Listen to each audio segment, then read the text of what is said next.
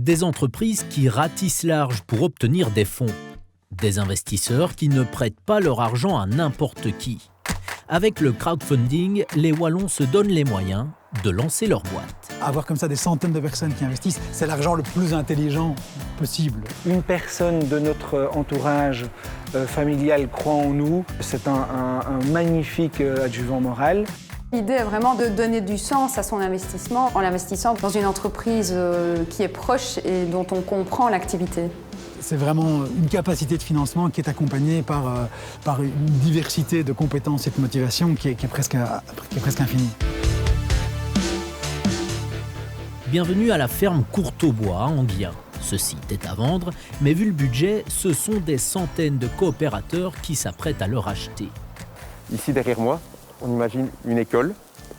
De l'autre côté, un élevage d'escargots. Un peu plus loin, on espère un poulailler. Il y a une porcherie.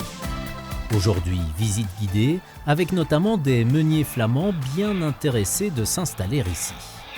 Ça peut être super intéressant pour nous parce que nous avons un produit de reste qu'on peut donner aux cochons.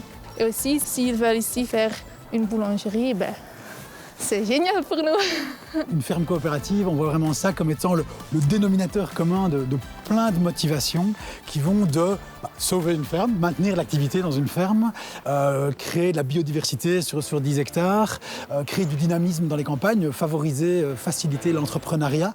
Autre exemple de financement participatif, le prêt coup de pouce.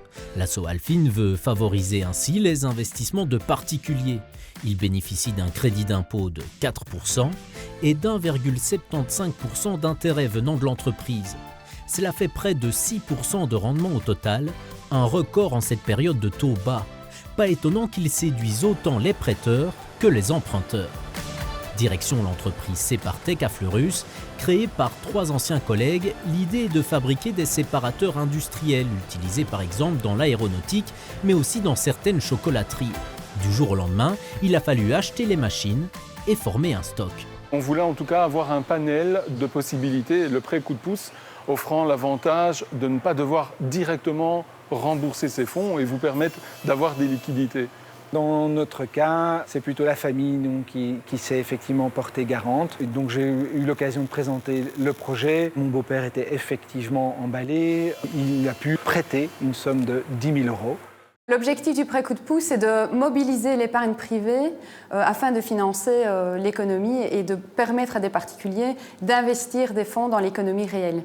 Par la même occasion, ça permet à une entreprise une levée de fonds rapide. La ferme Courtaubois a déjà réuni plus d'1 million d'euros venant de particuliers. Des coopérateurs qui préfèrent finalement partager des valeurs plutôt qu'un profit. L'époque du circuit court, il faut qu'on encourage ce genre de démarche. Et puis surtout, je pense que ça va être fait dans une démarche qui sera écologique. Et donc voilà, il faut qu'on aille vers ce genre d'organisation. C'est vraiment un endroit magnifique où différents porteurs de projets pourront se serrer les coudes, pourront partager des espaces de travail.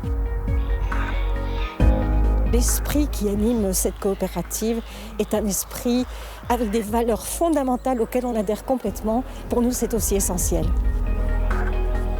On veut qu'il y ait une certaine logique financière, mais que cette logique est complétée par un retour humain, environnemental, économique, social, qui est presque encore plus important que ce retour financier. À Enghien, il faut maintenant se tourner vers des organismes tels que Walter ou la Solifine, histoire de consolider les bases financières. À Fleurus, les locaux deviennent déjà un peu étroits, d'autres fonds vont devoir être trouvés, et ça tombe plutôt bien, le beau-père pourrait encore donner un petit coup de pouce.